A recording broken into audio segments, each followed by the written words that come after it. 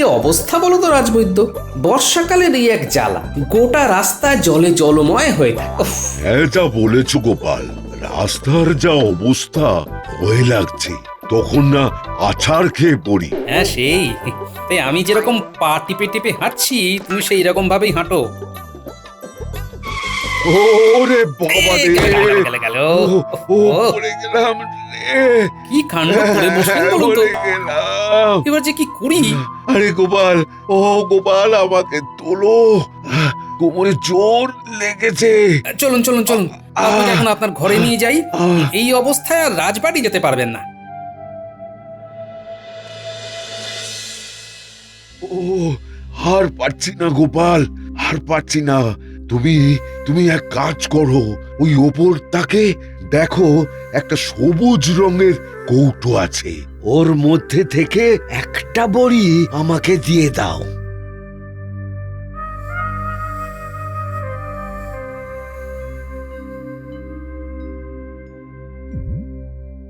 আপনি আজ বাড়িতেই বিশ্রাম করুন রাজবৈদ্য, কটা দিন আপনার আর এখন রাজসভায় যাওয়ার দরকার নেই। হ্যাঁ গোপাল, মহারাজকে তুমি বরং বুঝিয়ে বলো এই পরিস্থিতির কথাটা। বেশ, আমি এখন আসি, কেমন?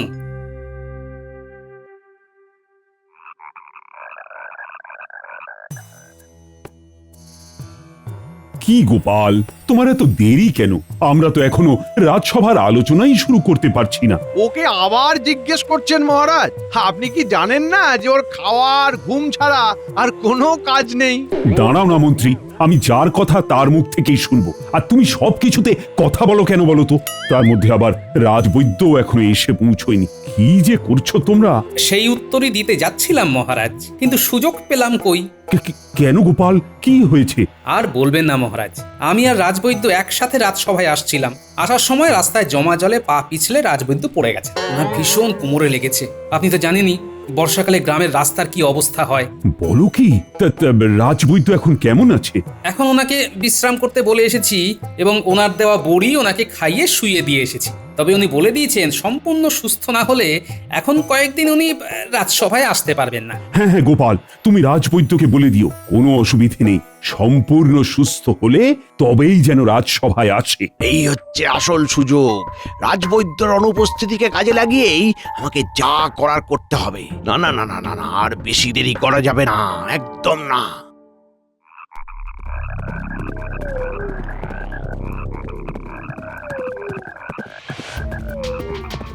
কি ব্যাপার কৃষ্ণনগরের মন্ত্রী, হঠাৎ এই মাঝরাতে জরুরি তলব, কি হয়েছে? হয়েছে মানে জব্বর খবর আছে নবাব বাহাদুর। কি হয়েছে বলো? আসলে জাহাপনা, আমাদের রাজবৈদ্য হঠাৎ করে আছাড় খেয়ে শয্যাশায়ী। এখন উনি বেশ কয়েকদিন রাজসভায় আসতে পারবেন না। এর সাথে তোমার তড়িঘড়ি করে ছুটে আসার কি সম্পর্ক? আসলে ব্যাপারটা হলো, আপনি তো জানেনই যে কৃষ্ণনগরের রাজসিংহাসনের ওপরে আমার বরাবরের নজর। তাই এবার আমি আপনার সাহায্য নিতে এসেছি নবাব বাহাদুর। দেখুন নবাব বাহাদুর, আমি যদি কৃষ্ণনগরের রাজা হই তাহলে কৃষ্ণনগর থেকে আপনি যা খাজনা পান আমি তার দ্বিগুণ খাজনা আপনাকে দিতে পারি। তা তুমি মন্দ বলনি, কৃষ্ণনগর তোমার হাতে তুলে দিলে তাতে আমারও মুনাফা যথেষ্ট। আর আপনি তো আমাদের মা বাপ নবাব বাহাদুর, তাই আপনার কথাতে কৃষ্ণনগরও চলবে আর আপনি খাজনাও আরো বেশি পাবেন। তাহলে তো এই সুযোগটাকে আমাদের হাতছাড়া করলে চলবে না মন্ত্রী। নইলে কি আর রাতারাতি ঘোড়া ছুটিয়ে আপনার কাছে চলে আসি? বেশ বেশ বেশ, তাহলে আর দেরি করা নয়। উজির, কি বুঝছো? জাহাপনা, আমি যা বুঝছি তাতে আমাদের এখনই আলোচনা সেরে ফেলা দরকার। উজির, তুমি হবে বৈদ্যাদি বৈদ্য, বুঝলে? হ্যাঁ, নয় হ্যাঁ। দাঁড়াও, একটা জিনিস এনে দিচ্ছি।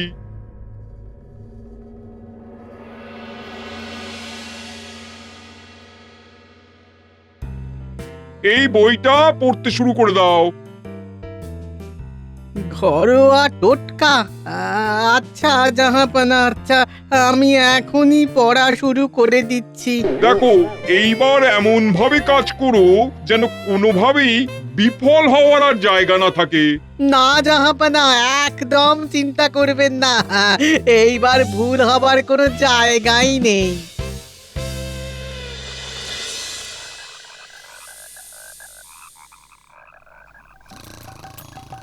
বলি, তুমি কি গো তোমায় কত করে বলি মাসকাবারি বাজারটা একেবারে করবে না না সেই তোমার কিপটেমি একটু একটু করে জিনিস আনবে একটু একটু করে আর হয়রানি পোহাতে হবে আমাকে কেন বলো তো কি হলো আবার? দেখতে পাচ্ছ না এই যে আমি মোচা ছাড়িয়েছি সকাল থেকে মোচার ঘন্ট বানাবো বলে তা বাড়িতে এক ফোঁটা তেল আছে রান্নাটা কি দিয়ে হবে সে না হয় তেল আমি যেখান থেকে হোক এনে দিচ্ছি। বলি কোথা থেকে জোগাড় করে আনবে বৃষ্টির জন্য একটাও মুদিখানা দোকান খোলেনি আজকে তেলটা কি হাওয়া থেকে আসবে আহ সকাল সকাল আর চিৎকার করে মাথাটা খেও না তো, দরকার পড়লে মোচা সেদ্ধই খাবো, বুঝেছে?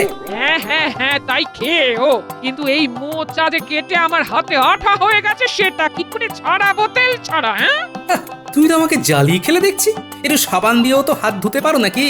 দেখতে পেরে তো সাবান দিয়েও যাচ্ছে, এবার কি আমি এরকম আঠা হাতে বসে থাকবো দাঁড়াও দেখছি কি ব্যবস্থা করা যায়। আর তুমি একটু বসো, আমি আসছি।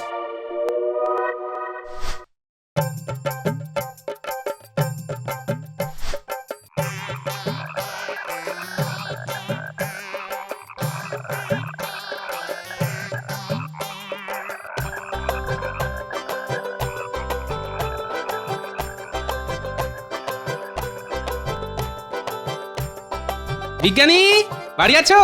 আরে গোপাল যে, এসো এসো ভেতরে এসো। আমায় একটা সাহায্য করতে হবে। কি বলো, কি সাহায্য করতে হবে? আসলে আজ সকালবেলা গিন্নি মোচা কাটতে গিয়ে হাতে মোচার আঠা লাগিয়ে ফেলেছে, আর কিছুতেই সে আঠা ছাড়ছে না। আমাকে একটু তেল দিতে পারবে? তেল নয়, আমার কাছে এক মোক্ষম দাওয়াই আছে। কিরকম? তোমায় একটা জিনিস দিচ্ছি, সেটার এক ঢাকনা এক মগ জলে গুলে দিলেই যে কোনো ধরনের আঠা সব ছেড়ে যাবে। হ্যাঁ, বুঝতে পারলে তো কেমন করে ব্যবহার করতে হবে? হ্যাঁ বিজ্ঞানী, ধন্যবাদ।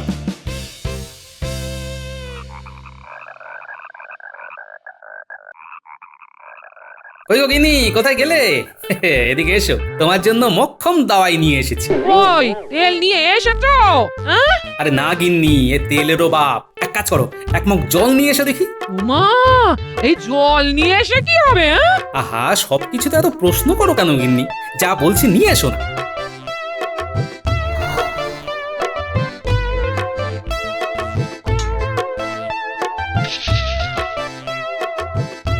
এই নাও, এবার এর মধ্যে হাতটা ডুবিয়ে ভালো করে ঘষে নাও দেখি। ও মা, এ তো পুরো জাদু গো। হ্যাঁ, তা নাই তো কি। তা বলি শুধু আঠা ছাড়ালেই হবে? তোমাকে যে আমি তেলটা নিয়ে আসতে বলেছিলাম, তার কথা বুঝি বেমালুম ভুলে গেছো? আরে গিন্নি, তুমি তো আমাকে নাজেহাল করে ছাড়লে দেখছি।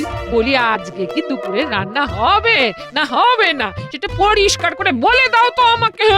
আমি দেখছি, কারো না কারো বাড়ি থেকে ঠিক এক বাটি তেল জোগাড় করে এনে দেবো।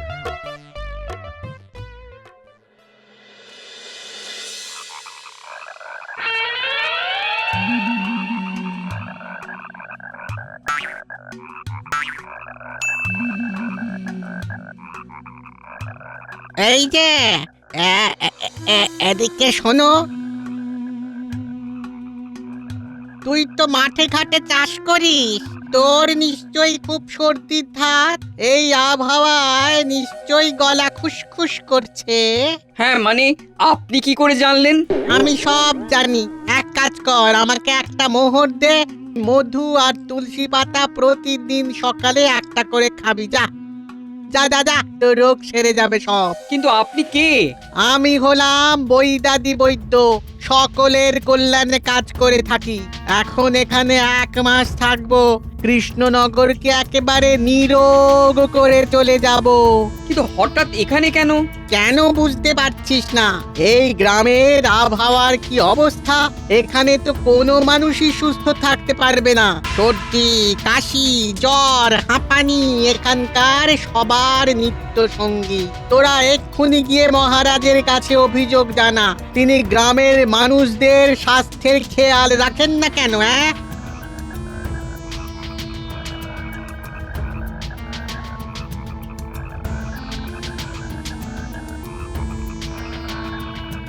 শুরু হয়ে গেছে। এরপরে আবার যে আসবে প্রতিটা লোককে ধরে ধরে কানে বিষ ঢালতে হবে, তাহলেই বাজি মাত।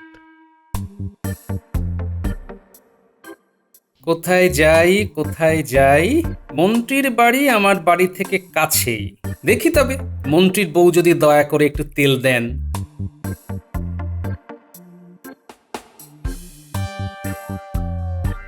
একটু মোলায়েম করে বলতে হবে। মা ঠাকুরন,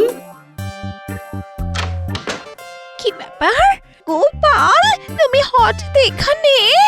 আসলে মা ঠাকুরন, আমার গিন্নি একটু মোচা রাঁধতে চেয়েছে। এবার এই বৃষ্টিতে কোনো মুদিখানার দোকানও খোলা নেই কিনা, তাই আমায় যদি একটু দয়া করে তেল দেন তাহলে আজ বাড়িতে হাঁড়ি চাপতে পারে আর কি।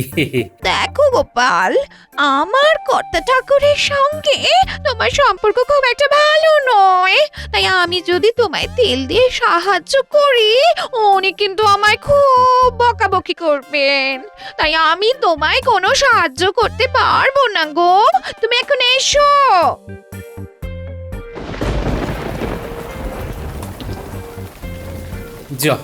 ধুর ধুর, মন্ত্রী গিন্নি যখন সাহায্য করলোই না, তখন যাই রানীমার কাছেই যাই। ওনার তো দয়ার শরীর, উনি আমায় নিশ্চয়ই ফিরিয়ে দেবেন না।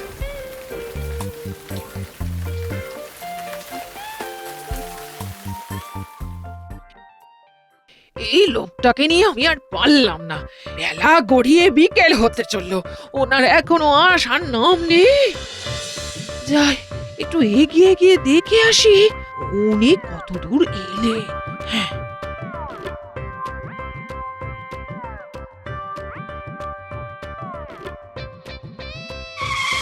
ওরে বাবা রে, গেলাম রে। বাবা রে, এই কে আছিস? আমাকে ধরে তো। হাই হাই হাই গিন্নি, এ কি করলে? হ্যাঁ, দাঁড়া দাঁড়া দাঁড়া দাঁড়া।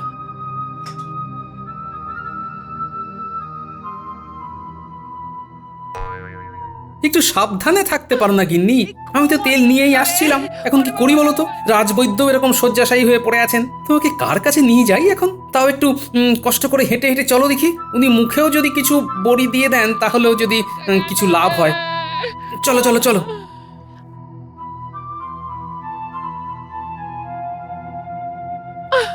এই কোমরটা গেল রে। ওরে বাবা রে, বাবা রে বাবা। ও বাবা রে।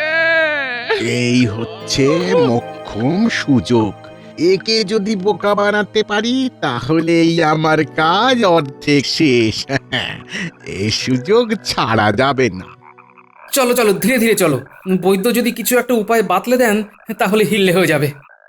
বৈদ্যর কাছে যেতে হবে কেন রে? চুন হলুদ লাগা, চুন হলুদ, ওর চেয়ে মোক্ষম দাবাই আর কিছুতেই হবে না রে। কিন্তু আপনি কি? ওরে ওরে, আমি বৈদাদি বৈদ্য, এই রাজ্যের মঙ্গলার্থে 1 মাসের জন্য এখানে এসেছি। হ্যাঁ, তাই লাগাচ্ছি। তোদের মহারাজ কি জানে না যে বর্ষাকালে রাস্তাঘাটের অবস্থা কি হয়? তার জন্য উনি কি ব্যবস্থা দিয়েছেন না? এক্ষুনি মহারাজের কাছে গিয়ে সেই অভিযোগ করে আয়। আর মুখ ফুটে কথা বলতে না পারলে মহারাজেরা কোনোদিনই রাজ্যবাসীর কথা ভাবে না রে। দে দে দে, 2টো মোহর দে দেখি। এই নে চুন হলুদ দে, এই নে।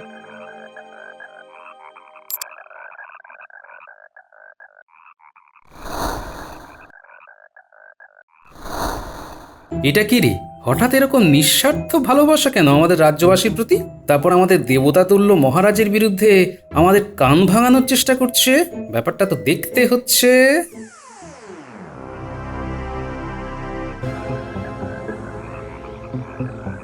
আয় আয়, যাচ্ছিস কোথায়? হ্যাঁ, এদিকে আয় আয় আয় আয়, এদিকে আয় দেখি। ও মা, কি রে, তোর কি চোখের নেবা হয়েছে নাকি রে? তোর চোখ তো পুরো হলুদ। কিন্তু গুরুদেব, আমি তো সম্পূর্ণ সুস্থ।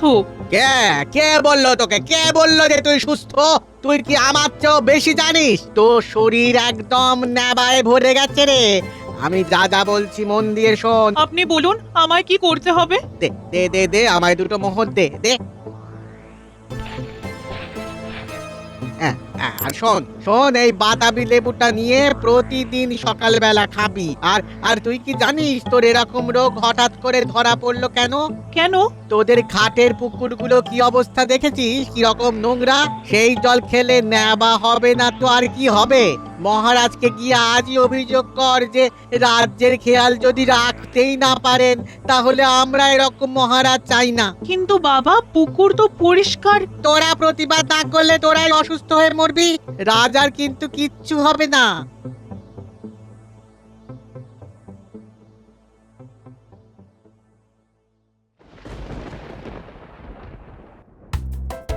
এখন একটু ব্যথাটা কমলো গিন্নি? তোমায় আজকে রান্না করতে হবে না, যা আছে ও আমরা দুজনে ওই মুড়ি বাতাসা খেয়ে নেবো। শোনো, তুমি এখন বিশ্রাম করো। হ্যাঁ, আমার ওদিকে রাজসভার জন্য দেরি হয়ে যাচ্ছে। আমি বেরোলাম, বুঝলে? হ্যাঁ, যাও।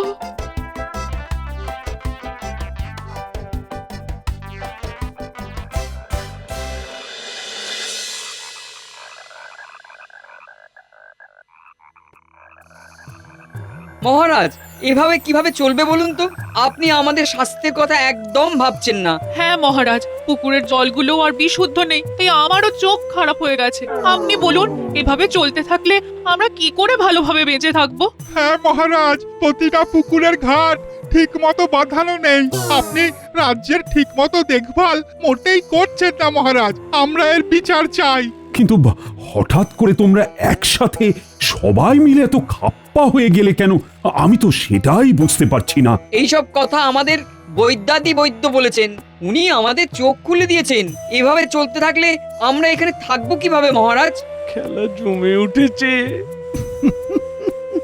ঠিক আছে, ঠিক আছে, তোমরা সবাই আমাকে একটা দিন সময় দাও। আমি দেখছি যত তাড়াতাড়ি সম্ভব তোমাদের সমস্যা কিভাবে দূর করতে পারি। কাল এই সময়ে রাজসভায় এসো তোমরা সবাই। কিছু বুঝতে পারছো গোপাল? হ্যাঁ মহারাজ, আমারও দেখা হয়েছিল এই বৈদ্যাদি বৈদ্যর সাথে। আমার গিন্নির পায়ে ব্যথার জন্য ওই বৈদ্যর কাছে নিয়ে যাওয়ার সময় আমার বাড়ির সামনেই এর দেখা পাই। চুন হলুদ লাগাতে বলল। যা বুঝলাম মহারাজ, এ তো শুধু ঘরোয়া টোটকা ছাড়া কিছুই দিচ্ছে না। আমি তো কিছুই বুঝতে পারছি না। কিন্তু মহারাজ, এই তো মনে হচ্ছে আপনার বিরুদ্ধে পুরো রাজ্যবাসীর মগজ ধোলাই করেছে। ওদের মুখ থেকে শুনে যা বুঝলাম। কিন্তু তারও তো একটা কারণ থাকবে। আচ্ছা, আমাকে একটু ভাবতে সময় দাও। কাল সকালে দেখছি কি ব্যবস্থা করা যায়। খেলা তো পুরো জমে উঠেছে। কি উজির? তাজা বলেছ মন্ত্রী। শুধু কাল সকালে নবাব বাহাদুরের কাছে এসে খেলাটা সাঙ্গ করলেই পুরোটা মিটে যাবে। হ্যাঁ হ্যাঁ, তাজা বলেছো। এতক্ষণ নিশ্চয়ই খেলা জমে উঠেছে। কাল সকালে কৃষ্ণনগরে গিয়ে একবারে জবনিকা পতন করব আমি। তখন কৃষ্ণনগর আমার হাতের মুঠোয়।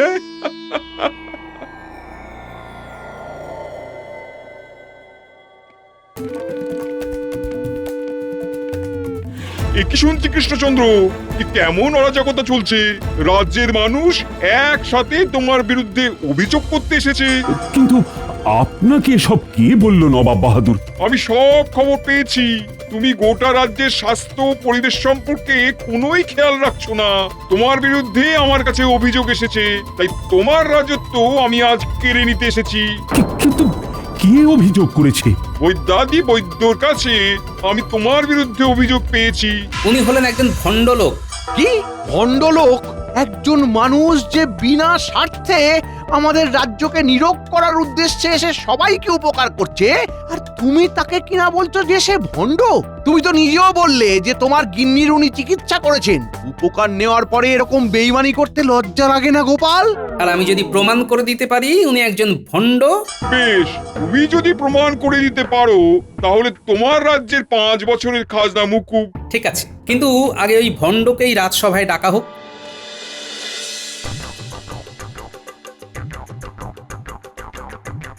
কি বলেছিস তুই আমাকে? হ্যাঁ, কি বলেছিস তুই? আমি নাকি ভণ্ড? তুই জানিস আমার চিকিৎসা শাস্ত্রে কত জ্ঞান। আপনি আসল না নকল তা একটু পরেই প্রমাণ হয়ে যাবে বৈদ্যাদি বৈদ্য মহাশয়। কি প্রমাণ করিস আমিও দেখে নেব। বল বল, কি করতে হবে আমার বল। তেমন কিছু না, আপনাকে শুধু ওই স্নান করতে হবে।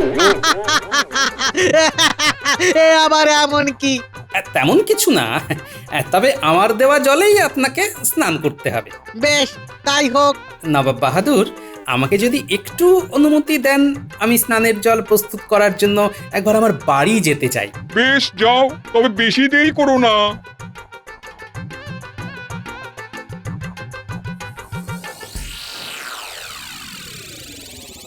নিন বৈদ্যমশাই, এবারে আপনি এই জল আপনার গায়ে মাথায় ঢালুন, স্নান করুন।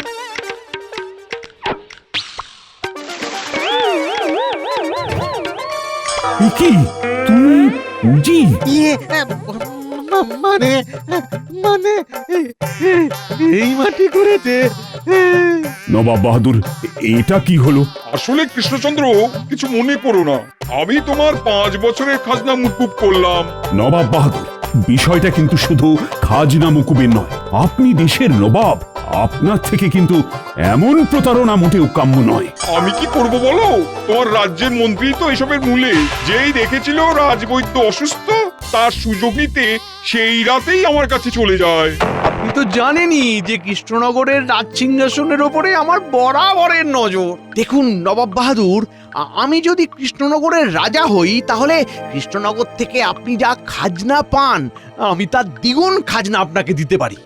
আমি মানছি, আমারও তাতে মদত দেওয়া উচিত হয়নি, কিন্তু তোমার রাজ্যের মন্ত্রীর মধ্যেও কিন্তু লোভ আছে। মন্ত্রী, আজ তোমারই একদিন কি আমারই একদিন।